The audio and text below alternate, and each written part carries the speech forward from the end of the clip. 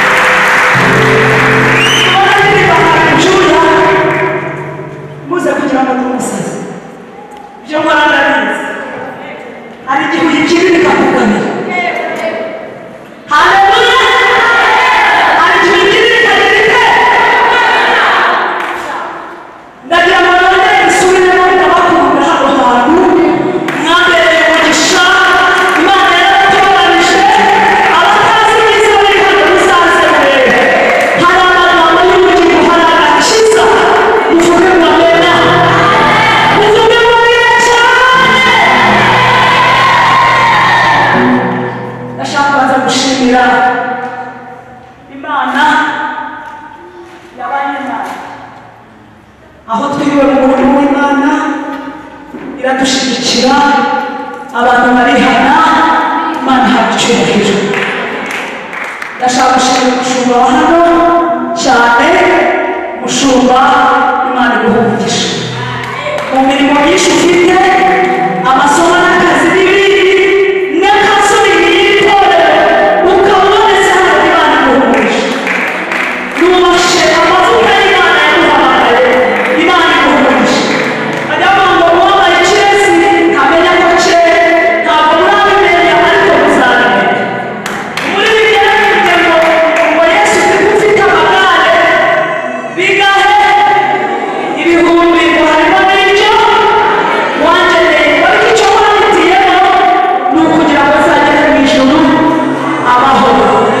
Uyu mushumba Imana iguhe umugisha ko yari umuhamagara, nanjye musabire umugisha ko nawe yeshye.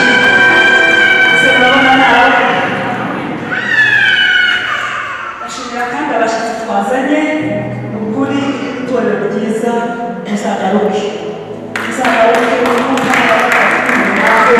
n'icyo bitwaye. Tumva umwuka w'Imana anyoboreye ijambo rivuga ngo Imana irashaka gukora ibitangaza hano hantu. Mubibaza Imana mubizi kw'iyoborera ko Imana ije gukora ibitangaza hano hantu. Uvuge ngo amena, uvuge ngo amena. Nasomye amagambo menshi, ariko reka tuganire rino jambo riri hano mu Bami ba kabiri, igitabo cya kabiri cy'Abami. Imana ishimwe. Reka tubisome mu izina rya Yesu.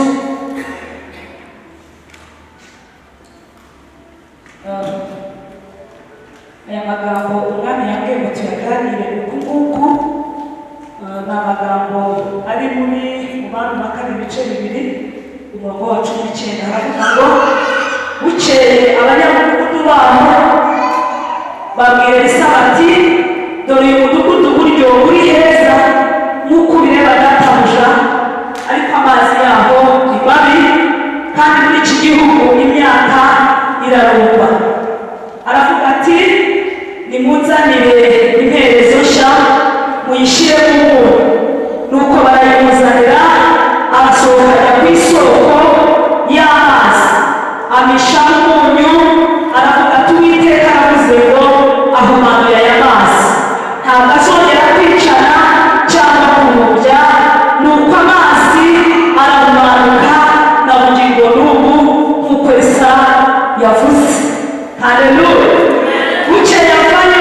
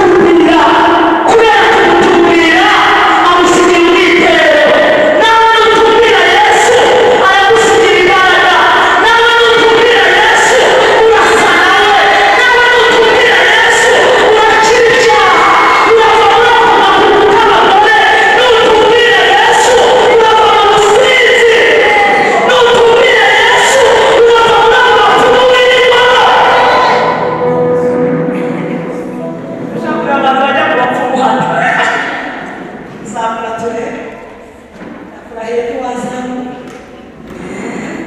basi turebe abagiye kwishakira umuti mu kinyarwanda zamura nawe banza kuzamura kurebara buri wigiye kwishakira umuti kandi umwuka wabibwiye kabibabwiye ukinyigorera natwe turasenga ngo ngwino tumuha hagati dore imbaraga za Yesu nizo zikiza zonyine ariko ko muri iteraniro ririmo ikibazo murimo abantu bakijijwe cyangwa n'abadakijijwe turi abantu batarakira Yesu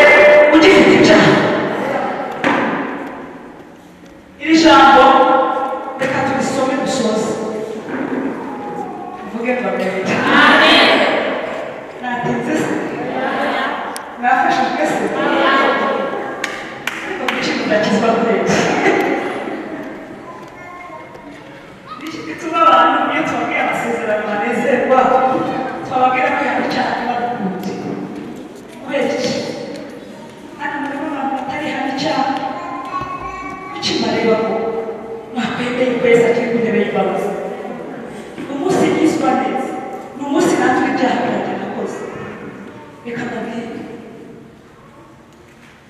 mu rusengero umunsi bihana abantu babarire ujye wishe umuryango we yakora abivuga ari mu rusengero rw'umuririmbyi ndahaguruka kubw'imbaraga z'Imana ndambura ikiganza ndavuga ngo uyu muntu ndamubabaje niba koko yatuye bimuri ndamubabaje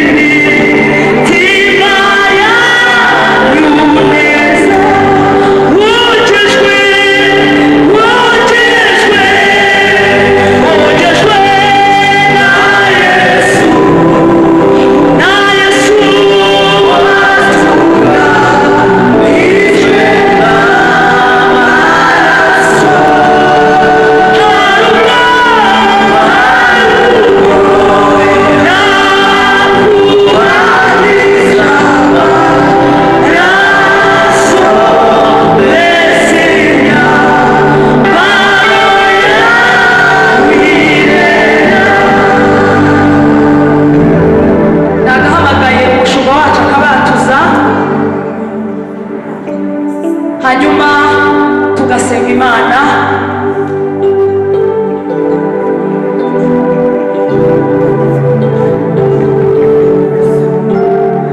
hari amagambo ugiye gusubiramo kandi uko byatuye umunsi ntuzabisubiremo. Yesu akuramburiye amaboko, ndagira ngo mbahumurize nubwo mufite intambara ikomeye n'iy'icyaha, izindi ziroroshye. Ntihakagire umuntu ukubesha ngo amushukishe iby'isi. Mushumba, fasha bano bantu tubasengere. Abasore muhumurize amaso yanyu, hanyuma berekeze imitima yanyu ku Mana, musubiremo aya magambo y'umutima wa Yesu, ugacana umwami Yesu. Uyu munsi wa none mvuje ijambo ryawe, umutima wanjye umatira kwihana,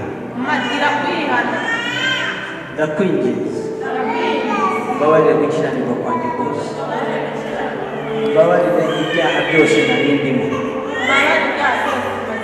Hari ibyo niyiziho nibuka, hari n'ibyo ntibuka. Byose uyu munsi mbizanye imbere yawe, ndihannye mu mutima wanjye, ntabwo nzabisubiramo.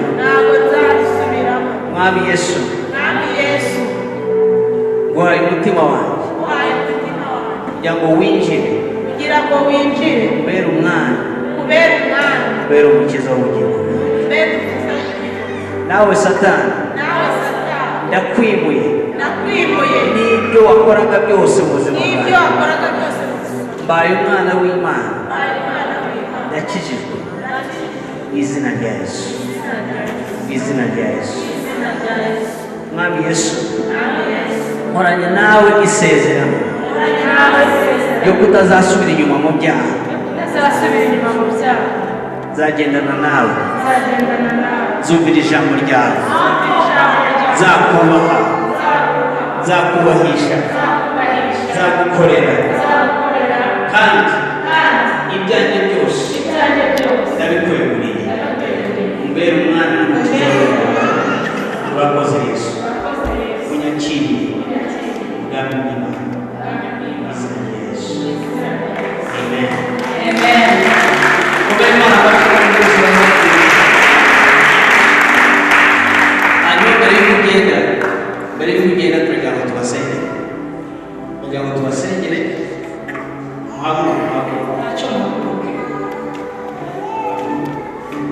shaka kugira ngo uzamure ibiganza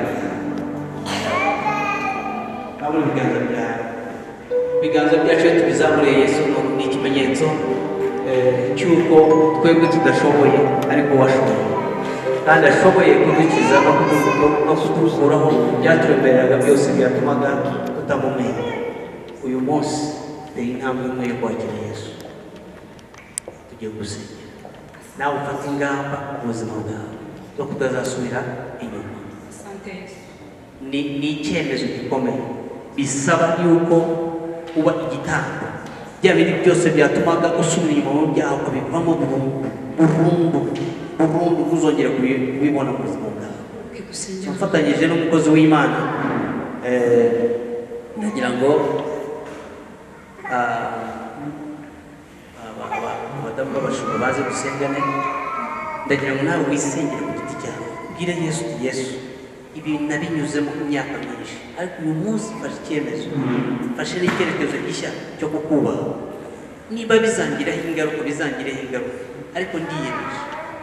Impamvu babwira ngo niba bizangiraho ingaruka, ariko ndiyemeje, ni uko umunsi nagiriye Yesu, umuntu wari unjyanye mu rusengero, mu itorero, mu giterane gukizwa, arambajije ati ibi bintu urabona uzabishobora? Ntabwo nzabishobora mu izina rya Yesu. Ariko ntabwo nari nzi icyo bivuze, kuko namaze gukizwa ngeze mu muryango w'abantu badakijijwe, abantu bose barampindukirira, baranyanga. Uko bigenda n'icyo bari bafite mu bitekerezo byabo kumfasha babivaho. ndavuga ntigiye kunamba kuri Yesu gusa. Amina. Akababwira Yesu ntabwo ajya akoze isoni Ukuri. iyo umunambyeho agashobora kukurekura. Haleluya. Nta kintu nari mfite kindi umuntu yabasha gushyikiriza ngo aba bantu nibanyanga ndabigenza gutya. Nari nishingikiriza ku ijambo rimwe rivuga ngo Yesu nta muntu n'umwe yigeze akoza isoni. Nawe nufata uwo mwanzuro mu buzima bwawe guhera uyu munsi ukavuga uti Yesu utarakojeje isoni Pasiteri Kayitare nanjye ntabwo azamuza isoni. Murabyumva? Ahubwo n'ahangaha muracyari batoya, hari ibigeragezo byinshi biba biri mu nzira y'umuntu wese wamenye Yesu, ariko nagira ngo ubwire ngo Yesu byose yagize gute? Yabishyize mu murongo. Yesu ashima cyane. Yesu yabishyize mu murongo. Ntabwo nigeze nkorwa n'isoni mu buzima. Amina. Yesu yabishyize ku murongo. Yagendanye nanjye akemura kimwe kigavaho agakemura ikindi kikavaho agakemura ikindi. Nkabibona yuko atari imbaraga z'umwana w'umuntu, atari imbaraga zanjye, ariko ari imbaraga z'Imana. Nawe niwizeye ugafata ingamba z'ibintu bine ngiye kuvugisha. Icya mbere gusoma ijambo ry'Imana. Icya kabiri gusenga. Gusenga kuvuga ntabwo ari amasengesho y'idini, ni amasengesho yo kwiyiriza no gusenga. Usoma ijambo ry'Imana ukiriza ugasenga. Icya kabiri itorero ryawe ukarimenya ukaza guterana, wirengagize guterana kwera. Bo murabyumva? Icya kane ukiyemeza gukorera Imana. Ibyo ukora nyine byo byamfashe mu nzira yo gukorera Imana. Ubuzima bwanjye no gukura ntabwo nigeze nsubira inyuma, ntabwo nigeze nsubira inyuma. Yesu yabigenje neza. Nakoze uruhare rwanjye, Yesu akora uruhare rwe. Bo murabyumva? Ndagira ngo rero we kubifatira mu kirere uvuge ngo kubera ko basatubwirije neza nanjye nagera ku ruhaguruka ngo nze ngizwe mu birarangiye. Ntabwo birangiye. Ikirangira Satani iyo utera intambwe ya mbere yo gukizwa, nawe atera intambwe nyinshi 99 za zindi Yesu atera za agusaba kugira ngo agukize. Nawe atera 99 ashaka kugusubiza hehe inyuma kugira ngo ya ntambwe ko atera uyiveho. Kugira ngo rero mbabwira ngo ufashe icyemezo cyiza, ariko biragusaba kwitanga kuti ibi nari ndimo, ibi byaha umukozi w'Imana yambwiye nari ndimo mbivuyemo.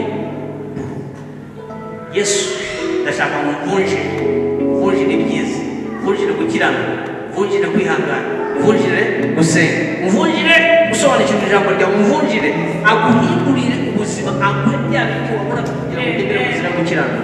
Ibyo ni byo bituma ubuzima buhinduka, ukabona icyerekezo cyiza, ukabaho ubuzima bwiza ugatera imbere. Ibyo birakomeye. Tuzamure ibiganza byacu mwanyumvise.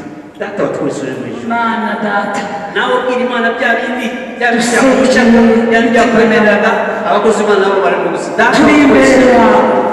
uri Imana ikomeye, uri Imana ihambaye. Mana ibibarebe.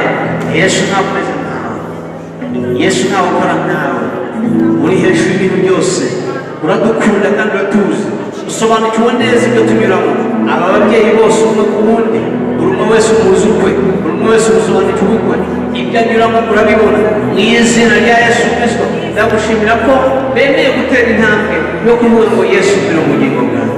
Ndabasengera mu mbaraga z'umwuka wera, Mana ngwino bamanukire, ngwino bagenderere, ngwino babohore, ngwino bakize, ngwino bahangure, ngwino babohore, bakuraho bya bintu byose byabaremeraga, bya bintu byose byababuzaga amahoro, bya bintu byose byabananizaga, bya bintu byose byatumaga biheba bagasubira inyuma, bya bintu byose byatumaga badasenga, bya bintu byose byatumaga batiriza, bya bintu byose byatumaga badakorera Imana, bya bintu byose byatumaga imitima yabo iba kure yawe, bya bintu byose byatumaga ubugingo bwabo buzimira. Mu izina rya Yesu tubakuyeho izo mbaraga z'icyangiro zabakurikiranaga, tubakuyeho imbaraga za karande zabakurikiranaga, tubakuyeho imbaraga z'abazimu, imbaraga z'abapfumu, imbaraga z'abarozi. Mu izina rya Yesu reka imbaraga zawe Mwami zibagenderere, buri wese usanga umubohore, umukize, mwambike imbaraga zo kunesha ikibi gisa nacyo, mwambike imbaraga zo kugenda mu kwera no gukiranuka. Uri Imana ikomeye data twese uri mu ijuru, ndasenza Mwami uhure na buri cyifuzo cya buri umwe wese muri aba ngaba. Mu izina rya Yesu Kristo ubabere igisubizo, bakubone mu gitondo, bakubone ku manywa, bakubone nimugoroba, bakubone amasaha yose, bakubone mu buzima bwabo, bakubone kubera yuko urahari, uri muzima, warapfuye urazuka, wicaye mu buryo bw'Imana data twese. Buri wese ugushaka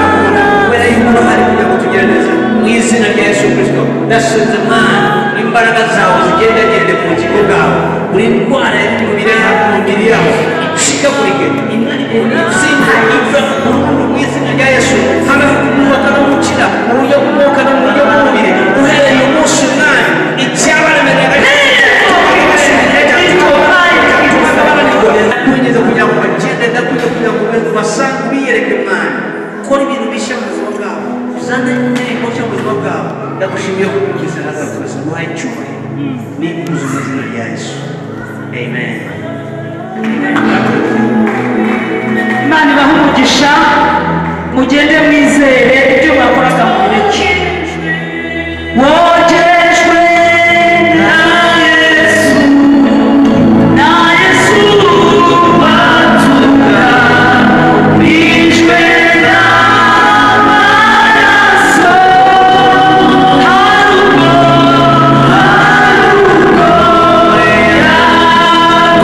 yaguhagisha amaraso Mesiya maroya wiyera maraso